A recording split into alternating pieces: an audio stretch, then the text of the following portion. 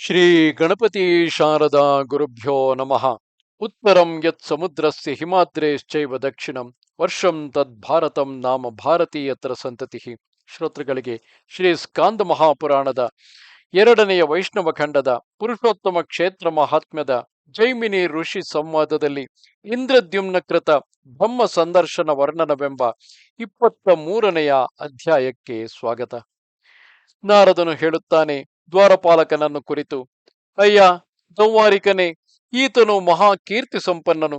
ಅಂದರೆ ತನ್ನೊಡನಿದ್ದ ಇಂದ್ರದ್ಯುಮ್ನ ರಾಜನನ್ನು ಕುರಿತು, ಈತನು ಮಹಾ ಕೀರ್ತಿ ಸಂಪನ್ನನು, ಸಾರ್ವಭೌಮನು, ವೈಷ್ಣವಾಗ್ರೇಸರನು ಆದ ಇಂದ್ರದ್ಯುಮ್ನನೆಂಬ ರಾಜಋಷಿಯು ಕಮಲಾಸನನನ್ನು ಸಂದರ್ಶಿಸ ಬಯಸಿ ಬಂದಿರುವನು.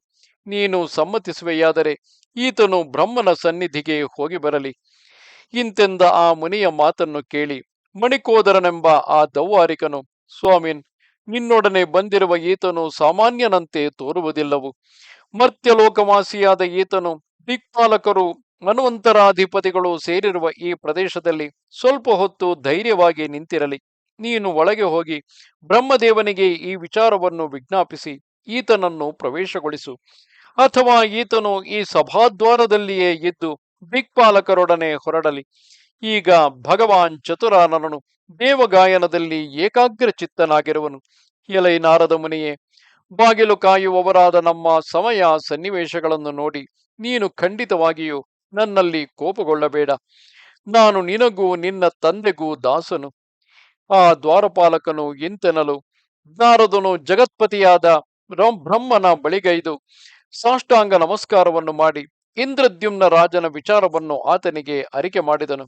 ಬ್ರಹ್ಮದೇವನಾದರೂ ಕೇವಲ ಕಣ್ಣ ಸನ್ನೆಯಿಂದಲೇ ಆ ದೊರೆಯನ್ನು ಪ್ರವೇಶಗೊಳಿಸೆಂದು ಆಜ್ಞಾಪಿಸಿದನಲ್ಲದೆ ದೇವಗಾಯನ ಸಂಗೀತದಲ್ಲಿ ತನ್ನ ಮನಸ್ಸು ಮಗ್ನವಾಗಿದ್ದುದರಿಂದ ಯಾವ ಮಾತನ್ನು ಆಡಲಿಲ್ಲವು. ನಾರದ ಮುನಿಯೂ ಸಹ ಆತನ ಇಂಗಿತವನ್ನು ಅರಿತವನಾಗಿ ನೃಪೋತ್ತಮನಾದ ಇಂದ್ರದ್ಯುಮ್ನನನ್ನು ಶಕ್ರನೇ ಮೊದಲಾದವರೆಲ್ಲರೂ ಕಣ್ಣಿಟ್ಟು ಚೆನ್ನಾಗಿ ನೋಡುತ್ತಿರುವಂತೆಯೇ ಒಳಕ್ಕೆ ಕರೆತಂದನು. ಇಂದ್ರದ್ಯುಮ್ನನು ಜಗತ್ಪಿತಾಮಹನಾದ ಬ್ರಹ್ಮದೇವನನ್ನು ದೂರದಿಂದಲೇ ನೋಡಿ ಆತನು ಸಾಕ್ಷಾತ್ ದಾರುಮಯ ಮೂರ್ತಿಯಾದ ಶ್ರೀಹರಿಯೆಂದೇ ಭಾವಿಸಿದನು. ಆ ಭೂಪತಿಯು ಕೈಗಳನ್ನು ಜೋಡಿಸಿಕೊಂಡು ಪ್ರಣಾಮ ಮಾಡುತ್ತಲೇ ಮೆಲ್ಲ ಮೆಲ್ಲನೆ ನಡೆದು ಹೋದನಲ್ಲದೆ ಅವನು ಪರಮಾತ್ಮನನ್ನು ಸ್ತುತಿಸುತ್ತಲೂ ನಮಸ್ಕರಿಸುತ್ತಲೂ ದೀರ್ಘದಂಡ ಪ್ರಣಾಮ ಮಾಡುತ್ತಲೂ ಭಕ್ತ್ಯುದ್ರೇಕದಿಂದ ಅಲ್ಲಲ್ಲಿ ಜಾರುತ್ತಲೂ ಹೊರಟು ನಾರದ ಮುನಿಯ ಅಪ್ಪಣೆಯಂತೆ ಬ್ರಹ್ಮನ ಸನ್ನಿಧಿಗೆ ಸ್ವಲ್ಪ ದೂರದಲ್ಲಿಯೇ ನಿಂತನು. ಎಲೈ ದ್ವಿಜಪುಂಗವರೇ, ಆ ತರುವಾಯ ಬ್ರಹ್ಮದೇವನು ದೇವಗಾಯಕರು ಗಾಯನ ಮಾಡುತ್ತಿದ್ದ ಪುಣ್ಯಕರವಾದ ಶ್ರೀ ಲಕ್ಷ್ಮೀರಮಣನ ಚರಿತ್ರೆಯನ್ನು ಕೇಳಿ ಒಂದು ಮುಹೂರ್ತ ಕಾಲ ಹಾಗೆಯೇ ಧ್ಯಾನಮಗ್ನನಾಗಿದ್ದನು. ಆಗಲಾತನ ಉಭಯ ಪಾರ್ಶ್ವಗಳಲ್ಲಿ ಸಾವಿತ್ರಿ ಶಾರದೆಯರು ಚಾಮರಗಳನ್ನು ಹಾಕುತ್ತಿದ್ದರು. ಶುದ್ಧವಾದ ದೇಹಗಳನ್ನು ಧರಿಸಿದ್ದ ಚತುರ್ವೇದಗಳು ಕಲಾ ಕಾಷ್ಟ ನಿಮೇಶಾದಿಗಳನ್ನು ಯುಗ ಪರ್ಯಾಯವನ್ನು ಕಲ್ಪಿಸುತ್ತಾ ಆ ಚತುರ್ಮುಖನನ್ನು ಸ್ತುತಿಸುತ್ತಿದ್ದವು. ಜರ ಮರಣಗಳು, ರೂಪ ಪರಿವರ್ತನೆಯು, ಆದಿವ್ಯಾಧಿಗಳು, ಮನ್ವಂತರಾದಿಗಳು, ಯುಗ ಪರಿವರ್ತನೆಯು ಯಾವ ಲೋಕದ ನಿವಾಸಿಗಳಿಗೆ ಇರುವುದಿಲ್ಲವೋ ಆ ಸತ್ಯಲೋಕದ ಪ್ರಭುವಾದ ಸಾಕ್ಷಾತ್ ಪರಮೇಶ್ವರನು ದಿವ್ಯ ಗೀತಾವಸಾನವಾದ ಬಳಿಕ ಇಂದ್ರದ್ಯುಮ್ನನನ್ನು ಕುರಿತು ನಸುನಗುತ್ತಾ ಇಂತೆಂದನು. ಎಲೆ ಮಹಾಸತ್ವ ಸಂಪನ್ನನಾದ ಇಂದ್ರದ್ಯುಮ್ನನೇ, ನೀನು ಸಾಕ್ಷಾತ್ ಭಗವಂತನಿಗೆ ಅತ್ಯಂತ ಪ್ರಿಯನಾದವನು. ದೊರೆಯೇ, ಈ ಸತ್ಯಲೋಕವು ನಿನ್ನನ್ನುಳಿದು ಇತರರಾರಿಗೂ ದುರ್ಲಭವೆಂಬ ವಿಷಯವು ನಿನಗೆ ತಿಳಿದೇ ಇರುವುದಷ್ಟೇ. ಕ್ಷೀಣ ಕಲ್ಮಷರಾಗಿ ತಪೋನಿಷ್ಠರು ಆದ ಮುನಿಗಳು ಇಲ್ಲಿಗೆ ಬರಬೇಕೆಂದು ಬಯಸಿ ಪ್ರಳಯದವರೆಗೂ ಕಾದಿರುತ್ತಾರೆ. ಎಲೈ ದೊರೆಯೇ, ಈ ಬ್ರಹ್ಮಲೋಕವು ಈಗ ಸೃಷ್ಟಿಯಾಗಿರುವ 14 ಲೋಕಗಳಲ್ಲಿರುವ ಚಿತ್ರ ವಿಚಿತ್ರ ಚೈತನ್ಯಗಳನ್ನು ಒಳಗೊಂಡಿರುವ ಸಮಸ್ತ ಪ್ರಾಣಿಗಳಿಗೂ ಆಶ್ರಯವಾಗಿರುವುದು. ಎಲೈ ವಿಪ್ರರೇ, ಪಿತಾಮಹನು ಇಂತು ನುಡಿದು ಆ ಇಂದ್ರದ್ಯುಮ್ನ ರಾಜನು ಏತಕ್ಕಾಗಿ ಬಂದಿರುವನೆಂಬ ವಿಷಯವೆಲ್ಲವನ್ನು ಮೊದಲೇ ತಿಳಿದಿದ್ದನಾದರೂ ಅವನನ್ನು ಸನ್ಮಾನಿಸುತ್ತಾ ಪರಮ ಪ್ರೀತನಾಗಿ, ಅಯ್ಯ ದೊರೆಯೇ, ನೀನೀಗ ಇಲ್ಲಿಗೆ ತಂದ ಕಾರಣವೇನು? ನಿನ್ನ ಮನಸ್ಸಿನಲ್ಲಿರುವುದನ್ನು ಸ್ಪಷ್ಟವಾಗಿ ತಿಳಿಸು. ನನ್ನನ್ನು ಕಂಡ ಬಳಿಕ ಯಾರೊಬ್ಬರಿಗೂ ಹೊಂದಲಸದಳವಾದ ಅಮೃತವು ಸುಲಭ ಸಾಧ್ಯವೇ ಆಗುವುದು ಎಂದ ಬಳಿಕ ಯಾವ ಇಷ್ಟಾರ್ಥವು ತಾನೇ ಕೈಗೂಡುವುದಿಲ್ಲವೋ ಎಂದು ಕೇಳಿದನು. ಇಂದ್ರದ್ಯುಮ್ನನು ಹೇಳುತ್ತಾನೆ, ಎಲೈ ಕಮಲಾಸನನೇ, ಸಮಸ್ತ ಭೂತಗಳಲ್ಲಿಯೂ ಅಂತರ್ಯಾಮಿಯಾಗಿರುವ ನಿನಗೆ ತಿಳಿಯದಿರುವ ಸಂಗತಿ ಏನುಂಟು? ಆದರೂ ನೀನು ಈ ರೀತಿ ನನ್ನನ್ನು ಪ್ರಶ್ನಿಸಿರುವುದು ನನ್ನ ಮೇಲೆ ನಿನಗಿರುವ ದಯೆಯಿಂದಲೇ ಹೊರತು ಮತ್ತೆ ಬೇರೆಯಲ್ಲವು. ಓ ಬ್ರಹ್ಮನ್, ನಿನ್ನ ಪುತ್ರನಾದ ಈ ನಾರದ ಮಹರ್ಷಿಯು ನಿನ್ನ ಅಪ್ಪಣೆಯನ್ನು ನನಗೆ ತಿಳಿಸಿದಂತೆಯೇ ನಾನದನ್ನು ಶಿರಸಾವಹಿಸಿ ಸಹಸ್ರ ಅಶ್ವಮೇಧ ಯಾಗಗಳನ್ನು ಮಾಡಿದೆನು. ಅದು ಸಮಾಪ್ತವಾದ ಬಳಿಕ ಭೂತ ಭವ್ಯ ಭವತ್ಪ್ರಭುವಾದ ಶ್ರೀಮನ್ನಾರಾಯಣ ಮೂರ್ತಿಯು ದಾರು ದೇಹಧಾರಿಯಾಗಿ ಆವಿರ್ಭವಿಸಿದನು. ಓ ಕಮಲಾಸನ, ನಿನ್ನ ಅನುಗ್ರಹೈಶ್ವರ್ಯದಿಂದಲೇ ಅಂತೂ ಆವಿರ್ಭವಿಸಿದ ಪುಂಡರೀಕಾಕ್ಷನನ್ನು ಕಣ್ತುಂಬಾ ನೋಡಿದವನಾಗಿ ನಿನ್ನ ಲೋಕಕ್ಕೆ ಬಂದಿರುವೆನು. ಯಾರ ಅನುಗ್ರಹದಿಂದ ನಾನು ಈ ಕಾರ್ಯವನ್ನು ಮೊದಲು ಮಾಡಿದೆನೋ ಆ ನಿನ್ನ ಅನುಗ್ರಹವು ಸಾಕ್ಷಾತ್ತಾಗಿ ಇರುವುದಾದರೆ, ಎಲೈ ಪ್ರಭುವೆ, ನೀನೇ ಸಾಕ್ಷಾತ್ತಾಗಿ ಭೂಲೋಕಕ್ಕೆ ಬಿಜ ಮಾಡಿಸಿ ಆ ಜಗನ್ನಾಥ ಸ್ವಾಮಿಯನ್ನು ಸ್ಥಾಪಿಸಿದರೆ ಅದು ಸಫಲವಾಗುವುದು. ಓ ಲೋಕಭಾವನನಾದ ಬ್ರಹ್ಮದೇವ, ಇದಕ್ಕಾಗಿಯೇ ನಾನು ಸ್ವಾಮಿಯಾದ ನಿನ್ನ ಅಡಿದಾವರೆಗಳನ್ನು ಸಂದರ್ಶಿಸಲು ನಿನ್ನ ಈ ಸತ್ಯಲೋಕಕ್ಕೆ ಬಂದಿರುವೆನು. ದೇವ, ನನ್ನ ಮೇಲೆ ಅನುಗ್ರಹವನ್ನು ತೋರು. ನೀನೇ ಜಗನ್ನಾಥನಾಗಿರುವೆ. ಆ ಜಗನ್ನಾಥನೇ ನೀನು. ನಿಮ್ಮಿರುವರಲ್ಲಿ ನನಗೆ ಯಾವ ಭೇದವೂ ಕಾಣುವುದಿಲ್ಲವು. ಸ್ಥಾಪಿಸಲ್ಪಡಬೇಕಾದವನು ಸ್ಥಾಪಿಸುವವನು, ತಿಳಿಯಲ್ಪಡಬೇಕಾದವನು ತಿಳಿಸುವವನು ನೀನೇ ಆಗಿರುವೆ. ಜೈಮಿನಿಯು ಹೇಳುತ್ತಾನೆ, ಇಂದ್ರದ್ಯುಮ್ನ ಮಹಾರಾಜನು ಬ್ರಹ್ಮದೇವನಿಗೆ ಈ ರೀತಿ ವಿಜ್ಞಾಪನೆ ಮಾಡಿ ಮುಗಿಸಿದ ತರುವಾಯ ಆ ಸಭೆಯಲ್ಲಿದ್ದ ದೂರ್ವಾಸ ಮಹಾಮುನಿಯು ಬ್ರಹ್ಮನಿಗೆ ಸಾಷ್ಟಾಂಗ ಪ್ರಣಾಮವಂಗೈದು ಕೈ ಜೋಡಿಸಿಕೊಂಡು ಬಳಿಗೈದು ನಮ್ರತೆಯಿಂದ ಮೆಲ್ಲಗೆ ಆ ಜಗದ್ಗುರುವಾದ ಬ್ರಹ್ಮನನ್ನು ಕುರಿತು ಹೇಳತೊಡಗಿದನು.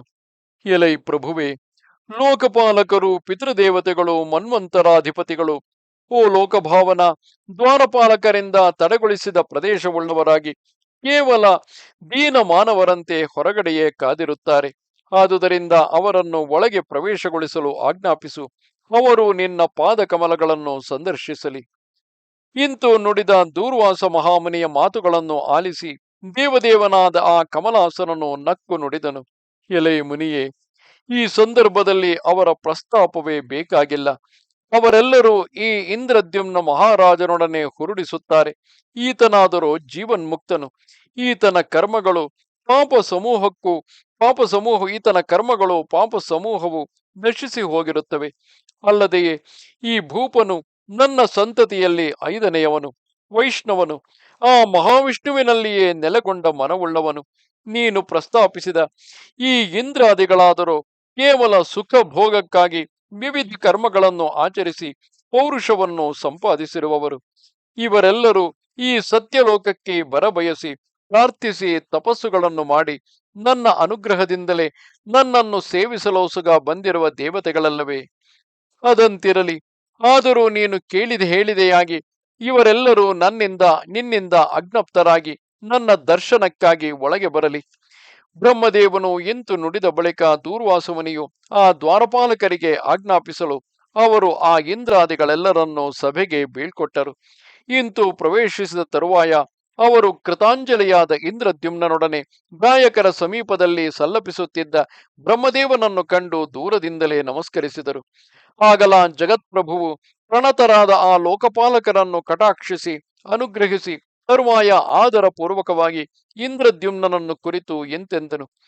ಎಲೈ ರಾಜನೇ, ನೀನು ಭಗವಂತನನ್ನು ನೆಲೆಗೊಳಿಸಲೋಸುಗ ಪ್ರಾಸಾದವನ್ನು ಕಟ್ಟಿಸಿರುವುದೇನೋ ದಿಟವೇ ಸರಿ. ಆದರೆ ಆಗಿನ ಕಾಲವು ಈಗ ಇರುವುದಿಲ್ಲವು. ನಿನ್ನ ರಾಜ್ಯವಾಗಲಿ ನಿನ್ನ ಸಂತತಿಯಾಗಲಿ ಈಗ ಇರುವುದಿಲ್ಲವು. ಈ ಗೀತಗಾನದ ಅವಸರದಲ್ಲಿ ಬಹಳ ಕಾಲವು ಕಳೆದು ಹೋಗಿರುವುದು.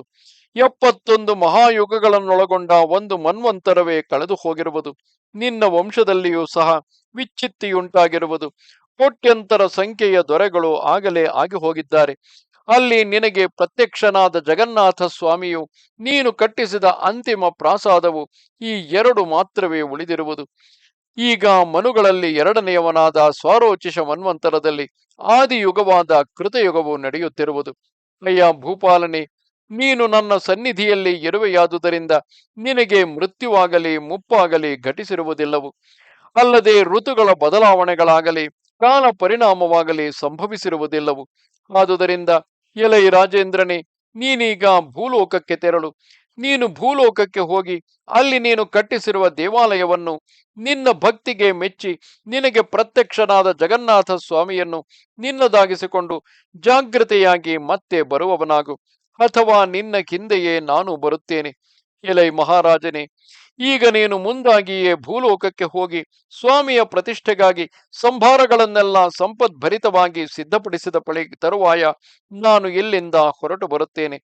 ಎಲೈ ವಿಪ್ರರೇ, ಬ್ರಹ್ಮದೇವನು ಇಂದ್ರದ್ಯುಮ್ನ ರಾಜನಿಗೆ ಇಂತೆಂದು ಆಜ್ಞಾಪಿಸಿದ ಬಳಿಕ ವಿನಯದಿಂದ ತಲೆಬಾಗಿ ಕೈಗಳನ್ನು ಜೋಡಿಸಿಕೊಂಡು ಭಯಭಕ್ತಿ ಭರಿತನಾಗಿ ಆತನಡಿಗಳಲ್ಲಿಯೇ ನೆಟ್ಟ ದೃಷ್ಟಿಯುಳ್ಳವರಾಗಿ ತನ್ನ ಮುಂಗಡೆ ನಿಂತಿರುವ ದೇವತೆಗಳನ್ನು ಕುರಿತು ಪ್ರೀತಿ ಪುರಸ್ಸರವಾಗಿ ಗಂಭೀರವಾದ ಮಾತುಗಳಿಂದ, ಎಲೈ ದೇವತೆಗಳಿರ, ದೇವಲೋಕದ ದೇವಲೋಕವಾದ ಸ್ವರ್ಗದಲ್ಲಿ ಸುಖವಾಗಿ ವಾಸಿಸುತ್ತಿರುವ ನೀವೆಲ್ಲರೂ ಈ ರೀತಿ ಏಕಕಾಲದಲ್ಲಿಯೇ ಗುಂಪುಗೂಡಿ ಇಲ್ಲಿಗೆ ಬಂದ ಕಾರಣವೇನು? ನನ್ನಿಂದ ನಿಮಗಾವ ಕಾರ್ಯವಾಗಬೇಕಾಗಿರುವುದು ಅದನ್ನು ಜಾಗ್ರತೆಯಾಗಿ ಹೇಳಿರಿ ಎಂದನು. ಜೈಮಿನಿಯು ಹೇಳುತ್ತಾನೆ, ಇಂತೆಂದು ನುಡಿದ ಬ್ರಹ್ಮದೇವರ ಮಾತುಗಳನ್ನು ಕೇಳಿ ಆ ದೇವತೆಗಳೆಲ್ಲರೂ ಭಯವನ್ನು ತೊರೆದು ಸಂತುಷ್ಟಾಂತರಂಗರಾಗಿ ಆ ಭಗವಂತನಿಗೆ ಅರಿಕೆ ಮಾಡಿದರು. ದೇವತೆಗಳು ಹೇಳುತ್ತಾರೆ, ಇಳೈ ಬ್ರಹ್ಮದೇವ, ಪೂರ್ವದಲ್ಲಿ ನೀಲಾಚಲದಲ್ಲಿ ನಮ್ಮ ಸೇವೆಯನ್ನು ಸ್ವೀಕರಿಸಿ ಮಣಿಮಯ ಮೂರ್ತಿಯಾಗಿ ವಿರಾಜಿಸುತ್ತಿದ್ದ ದೇವದೇವನು ಅದೃಶ್ಯನಾಗಿ ಇದೀಗ ದಾರುಮಯ ಮೂರ್ತಿಯಾಗಿ ಆವಿರ್ಭವಿಸಿದುದೆಂತು? ಆ ಸ್ವಾಮಿಯು ಇಂದ್ರದ್ಯುಮ್ನ ರಾಜನೆಸಗಿದ ಅಶ್ವಮೇಧ ಸಹಸ್ರದ ಕಡೆಯಲ್ಲಿ ಉದ್ಭವಿಸಿದವನಲ್ಲವೇ? ಇದಕ್ಕೆ ಕಾರಣವನ್ನು ತಿಳಿಯಲೋಸುಗ ನಾವು ನಿನ್ನ ಅಡಿದಾವರೆಗಳನ್ನು ಆರಾಧಿಸಲೈ ತಂದೆವು. ದೇವ, ಪ್ರಸನ್ನನಾಗು, ಈ ವಿಷಯವನ್ನು ನಮಗೆ ತಿಳಿಸು.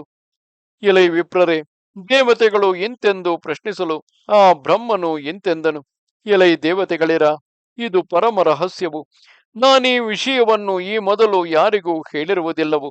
ನೀವೆಲ್ಲರೂ ಬಹಳ ಹಿಂದೆಯೇ ಬಂದು ಕಾದಿದ್ದು ಈ ವಿಷಯದಲ್ಲಿ ಉತ್ಸುಕರಾಗಿ ಪ್ರಶ್ನಿಸುತ್ತಿರುವುದರಿಂದ ದೇವತೆಗಳಾದ ನಿಮ್ಮೆಲ್ಲರಿಗೂ ರಹಸ್ಯವಾಗಿರುವ ಈ ಉತ್ತಮ ವಿಚಾರವನ್ನು ಹೇಳುವೆನು, ಕೇಳಿರಿ. ನನ್ನ ಪೂರ್ವ ಪರಾರ್ಧದಲ್ಲಿ ನೀಲಮಣಿಮಯ ದೇಹಧಾರಿಯಾದ ಜನಾರ್ದನ ಮೂರ್ತಿಯು ಶ್ರೀ ಪುರುಷೋತ್ತಮ ಕ್ಷೇತ್ರವನ್ನು ಬಿಟ್ಟು ಎಲ್ಲಿಗೂ ಹೋಗಲಿಲ್ಲವು. ಆದರೆ ಇದೀಗ ನನ್ನ ದ್ವಿತೀಯ ಪರಾರ್ಧವು ಬಂದಿರುವುದು. ಈಗ ಶ್ವೇತವರಾಹ ಕಲ್ಪದ ಸ್ವಯಂಭುವ ಮನ್ವಂತರದಲ್ಲಿ ಮೊದಲ ದಿನದ ಪ್ರಾತಃ ಕಾಲವು ನಡೆಯುತ್ತಿರುವುದು. ಆದುದರಿಂದ ಈ ಸಮಯದಲ್ಲಿ ಆವಿರ್ಭವಿಸಿರುವ ದಾರುಮೂರ್ತಿಯಾದ ಆ ಜಗನ್ನಾಥ ಸ್ವಾಮಿಯು ಭುವನ ಮಧ್ಯದಲ್ಲಿ ನನ್ನ ಆಯಸ್ಸಿರುವವರೆಗೂ ವಿರಾಜಿಸುತ್ತಿರುತ್ತಾನೆ. ಈ ಭಗವಂತನು ನನ್ನ ಆತ್ಮ ಸ್ವರೂಪವಾಗಿಯೇ ಇರುವನು. ನಾನು ಸಹ ಆ ಭಗವಂತನ ಸ್ವರೂಪನೇ ಆಗಿರುವೆನು. ಸ್ಥಾವರ ಜಂಗಮಾತ್ಮಕವಾದ ಈ ಜಗತ್ತಿನಲ್ಲಿ ನಮ್ಮೀರ್ವರಿಗೆ ಯಾವ ಭೇದವೂ ಇರುವುದಿಲ್ಲವು. ಯಾವ ಪುರುಷೋತ್ತಮನು ಕ್ಷೀರಸಾಗರದ ಮಧ್ಯದಲ್ಲಿರುವ ಶ್ವೇತ ದ್ವೀಪದಲ್ಲಿ ಶ್ವೇತ ತಲ್ಪವನ್ನು ಅಲಂಕರಿಸಿ ಯೋಗ ನಿದ್ರೆಯನ್ನು ಮನ್ನಿಸಿ ನಿದ್ರಿಸುತ್ತಿರುವನೋ ಆ ಸ್ವಾಮಿಯೇ ಜಗತ್ತಿಗೆ ಮೂಲವೂ ಆದಿಯೂ ಆಗಿರುವನು. ಆತನ ರೋಮಗಳೇ ಶಂಖಚಕ್ರಾಂಕಿತಗಳಾದ ಕಲ್ಪ ವೃಕ್ಷಗಳೆಂದು ಪ್ರಸಿದ್ಧಿಗೊಂಡಿರುವವು. ಆ ಕಲ್ಪ ವೃಕ್ಷಗಳ ಮಧ್ಯದಲ್ಲಿ ಭಗವತ್ ಚೈತನ್ಯವನ್ನು ತಳೆದಿದ್ದ ಈ ವೃಕ್ಷವು ತಾನಾಗಿಯೇ ಆಕಾಶದಿಂದ ಸಮುದ್ರ ಜಲದಲ್ಲಿ ಬಿದ್ದಿತು. ಅಲ್ಲದೆ ಸತ್ಯ ಪುರುಷನಾದ ಜನಾರ್ದನನು ಮತ್ತೆ ಮತ್ತೆ ಸೃಷ್ಟಿ ಕ್ರಿಯೆಯಲ್ಲಿಯೇ ತೊಡಗಿ ಉದ್ವಿಗ್ನವಾದ ಮನಸ್ಸುಳ್ಳವನಾದ ನಾನು ಅನೇಕ ಜನ್ಮ ಸಹಸ್ರಗಳ ತಪಸ್ಸನ್ನು ಮಾಡಿ ಭಕ್ತಿ ಯೋಗದಿಂದ ಭಾವಿಸಿ ಬಹುಪೂರ್ವದಲ್ಲಿಯೇ ಘೋರವಾದ ಈ ಸಂಸಾರವನ್ನು ನಾಶಗೊಳಿಸಬೇಕೆಂದು ಬೇಡಿಕೊಳ್ಳಲು ಸ್ವರ್ಗ ಮರ್ತ್ಯ ಪಾತಾಳಗಳೆಂಬ 3 ಲೋಕಗಳ ಭೋಗಗಳನ್ನು ಭೋಗಿಸುವ ಸಲುವಾಗಿ ಈ ರೀತಿ ದಾರುದೇಹಧಾರಿಯಾಗಿ ಆವಿರ್ಭವಿಸಿರುವನು. ಎಲೈ ದೇವತೆಗಳಿರ, ಈ ಪರಮಾತ್ಮನಾದ ಪುರುಷೋತ್ತಮನು ಆಚರಿಸಲ ಸಾಧ್ಯವಾದ ಧ್ಯಾನ ಧಾರಣ ಯೋಗಗಳಾವುವೂ ಇಲ್ಲದೆಯೇ ಸಮಸ್ತ ಚರಾಚರ ಪ್ರಾಣಿಗಳ ಪಾಪ ಕ್ಷಯಕ್ಕಾಗಿಯೂ ಮೋಕ್ಷಕ್ಕಾಗಿಯೂ ಭೂಲೋಕದಲ್ಲಿ ದಾರುದೇಹಧಾರಿಯಾಗಿ ಆವಿರ್ಭವಿಸಿರುವನು.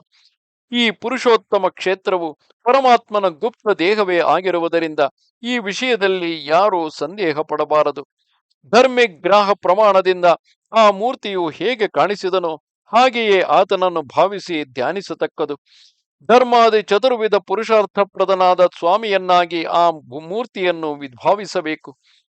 ದಾರುದೇಹಧರನಾಗಿ ಆವಿರ್ಭವಿಸಿರುವ ಆ ಪುರುಷೋತ್ತಮನನ್ನು ಸಂದರ್ಶನ ಮಾಡುವುದರಿಂದ ತಮ್ಮ ಪಾತಕ ಸಂಚಯಗಳೆಲ್ಲವನ್ನು ಕಳೆದುಕೊಂಡು ಭೂಲೋಕದಲ್ಲಿರುವ ಮಾನವರೆಲ್ಲರೂ ಕ್ರಮವಾಗಿ ನಿರ್ಮಲಾತ್ಮರಾಗಿ ಪುನರಾವೃತ್ತಿ ರಹಿತವಾದ ಮುಕ್ತಿಗೆ ಪಾತ್ರರಾಗುವರು. ಜೈಮಿನಿಯು ಹೇಳುತ್ತಾನೆ, ದೇವತೆಗಳೆಲ್ಲರೂ ಬ್ರಹ್ಮನಾಡಿದ ಅಮೃತಪ್ರಾಯಗಳಾದ ಈ ಮಾತುಗಳನ್ನು ಕೇಳಿ ಸಂತೋಷಗೊಂಡು ಬೃಹೃಷ್ಟಾಂತರಂಗರಾಗಿ ಈ ರೀತಿ ಯೋಚಿಸಿದರು. ಎಲೈ ದೇವತೆಗಳಿರ, ನಮಗಿರುವ ಈ ದೇವತ್ವವು ಬಹಳ ಸ್ವಲ್ಪ ಕಾಲ ಮಾತ್ರವೇ ಇರತಕ್ಕದು. ಆದುದರಿಂದ ನಾವೆಲ್ಲರೂ ನಶ್ವರವಾದ ಈ ದೇವತ್ವವನ್ನೀಗ ತೊರೆದು ಎಲ್ಲರೂ ಭೂಲೋಕಕ್ಕೆ ಹೋಗಿ ಈ ಪುರುಷೋತ್ತಮ ಕ್ಷೇತ್ರದಲ್ಲಿ ನೆಲೆಸಿರುವ ಶ್ರೀ ಜಗನ್ನಾಥ ಸ್ವಾಮಿಯನ್ನು ಸ್ಥಿರ ಮನಸ್ಕರಾಗಿ ಭಕ್ತಿಯಿಂದ ಆರಾಧಿಸೋಣ. ಇಂತು ಯೋಚಿಸಿದ ಬಳಿಕ ಆನಂದದಿಂದ ಅರಳಿದ ಮುಖಗಳುಳ್ಳವರಾದ ಆ ದೇವತೆಗಳನ್ನು ಕಂಡು ಲೋಕಪಿತಾಮಹನಾದ ಬ್ರಹ್ಮದೇವನು ಅವರೆಲ್ಲರನ್ನೂ ಕುರಿತು, ಎಲೈ ದೇವತೆಗಳಿರ, ಇಂದ್ರದ್ಯುಮ್ನನನ್ನು ಅನುಗ್ರಹಿಸಲೋಸುಗ ಪ್ರಭುವಾದ ಜಗನ್ನಾಥ ಸ್ವಾಮಿಯು ಎಲ್ಲಿ ಆವಿರ್ಭವಿಸಿ ಪ್ರಕಾಶಿಸುತ್ತಿರುವನೋ ಆ ಪುರುಷೋತ್ತಮ ಕ್ಷೇತ್ರಕ್ಕೆ ನೀವೆಲ್ಲರೂ ಹೋಗಿರಿ. ಅಲ್ಲಿ ಆ ಪ್ರಭುವಿನ ಪ್ರತಿಮೆಯೇ ನೀವು ನಡೆಯಬೇಕಾದ ನಡವಳಿಕೆಯನ್ನು ಸಾಕ್ಷಾತ್ತಾಗಿ ನುಡಿಯುತ್ತದೆ, ಅನೇಕ ವರಗಳನ್ನು ದಯಗೈಯುತ್ತದೆ. ಅಯ್ಯ ದೇವತೆಗಳಿರ, ದೇವದೇವನಾದ ಆ ಭಗವಂತನು ಭಕ್ತವತ್ಸಲನು ಈ ಇಂದ್ರದ್ಯುಮ್ನ ಮಹಾರಾಜನು ಕಟ್ಟಿಸಿರುವ ಆ ಪ್ರಭುವಿನ ಪ್ರಾಸಾದವನ್ನು ಪ್ರತಿಷ್ಠೆಗೊಳಿಸಲೋಸುಗ ನಾನು ಅಲ್ಲಿಗೆ ಬರುವೆನು. ನೀವು ಮೊದಲೇ ಅಲ್ಲಿಗೆ ಹೊರಡಿರಿ. ಎಲೈ ದೇವತೆಗಳಿರ, ಈ ಇಂದ್ರದ್ಯುಮ್ನನು ಮುಂದಾಗಿ ಪ್ರಯಾಣ ಮಾಡಲಿ. ಕ್ಷೀಣಾಧಿಕಾರಿಗಳಾದ ನೀವೆಲ್ಲರೂ ಈ ಮಹಾರಾಜನ ಪ್ರತಿಷ್ಠಾ ಸಂಭಾರ ಸಂಗ್ರಹ ಕಾರ್ಯಕ್ಕೆ ಸಹಾಯಕರಾಗಿರಿ. ಎಲೈ ಸುರರೇ, ಇದೀಗ ಪ್ರಥಮ ಮನ್ವಂತರವು ಕಳೆದು ಹೋಗಿರುವುದು. ನೀವು ಪ್ರಕೃತದಲ್ಲಿ ಈ ಇಂದ್ರದ್ಯುಮ್ನನೊಡನೆ ಭೂಲೋಕಕ್ಕೆ ಹೋಗಿ ಪ್ರಾಸಾದ ಪ್ರತಿಮೆಗಳ ಸಾಮ್ಯವನ್ನು ಈತನಿಗೆ ಉಂಟು ಮಾಡಿಕೊಡಿರಿ. ಅದಾದ ತರುವಾಯ ಈತನು ತನ್ನ ಸಂತತಿಯ ಸಂಬಂಧದ ನೆನಪನ್ನು ಹೊಂದಿ ಪ್ರತಿಷ್ಠೆಗೆ ಬೇಕಾದ ಸಂಭಾರಗಳನ್ನು ಒದಗಿಸಿಕೊಳ್ಳುವುದರಲ್ಲಿ ಸಹಾಯನಾಗುವನು. ಇಷ್ಟೇ ಅಲ್ಲದೆ ನನ್ನ ಆಜ್ಞೆಯಂತೆ ಆತ್ಮನಿಧಿಯಾದ ಕುಬೇರನು ಭೂಲೋಕಕ್ಕೆ ತೆರಳುವನು. ಅವನು ಭಗವಂತನ ಪ್ರತಿಷ್ಠೆಗಾಗಿ ಬೇಕಾಗುವ ಸಕಲ ವಸ್ತುಗಳನ್ನು ಸಂಗ್ರಹಿಸುವುದರಲ್ಲಿ ಪ್ರಯತ್ನಿಸುವನು. ಎಲೈ ಬ್ರಾಹ್ಮಣೋತ್ತಮರಿರ, ಇಂತು ಬ್ರಹ್ಮದೇವನು ಅಪ್ಪಣೆ ಕೊಡಿಸಿದ ಬಳಿಕ ಸಂತೋಷಗೊಂಡ ಮನಸ್ಸುಳ್ಳವನಾದ ಇಂದ್ರದ್ಯುಮ್ನ ಮಹಾರಾಜನು ಕೂಡ ಆ ಬ್ರಹ್ಮಲೋಕದ ಐಸಿರಿಯನ್ನು ಕಂಡು ಮಹದಾಶ್ಚರ್ಯ ಸಂಪನ್ನನಾಗಿ ಆ ಜಗದ್ಗುರುವಿಗೆ ಪ್ರಣಾಮ ಮಾಡಿ ಆತನ ಅಣತಿಯನ್ನು ಶಿರಸ ಧರಿಸಿದವನಾಗಿ ಕ್ಷೀಣಾಧಿಕಾರಿಗಳಾಗಿದ್ದ ಆ ದೇವತೆಗಳೊಡನೆಗೆ ಭೂಲೋಕಕ್ಕೈ ತಂದನು. ಇಲ್ಲಿಗೆ ಶ್ರೀ ಸ್ಕಾಂದ ಮಹಾಪುರಾಣದ 2ನೆಯ ವೈಷ್ಣವ ಖಂಡದ ಪುರುಷೋತ್ತಮ ಕ್ಷೇತ್ರ ಮಹಾತ್ಮ್ಯದ ಜೈಮಿನಿ ಋಷಿ ಸಂವಾದದಲ್ಲಿ ಇಂದ್ರದ್ಯುಮ್ನ ಕೃತ ಬ್ರಹ್ಮ ಸಂದರ್ಶನ ವರ್ಣನವೆಂಬ 23ನೆಯ ಅಧ್ಯಾಯವು ಮುಗಿದುದು. ನಮಸ್ತೆ ಶಾರದೆ ದೇವಿ ಕಾಶ್ಮೀರ ಪುರವಾಸಿನಿ ತ್ವಾಮಹಂ ಪ್ರಾರ್ಥೆಯೇ ನಿತ್ಯಂ ವಿದ್ಯಾದಾನಂಚ ದೇಹಿಮೆ. ನಮಸ್ಕಾರ.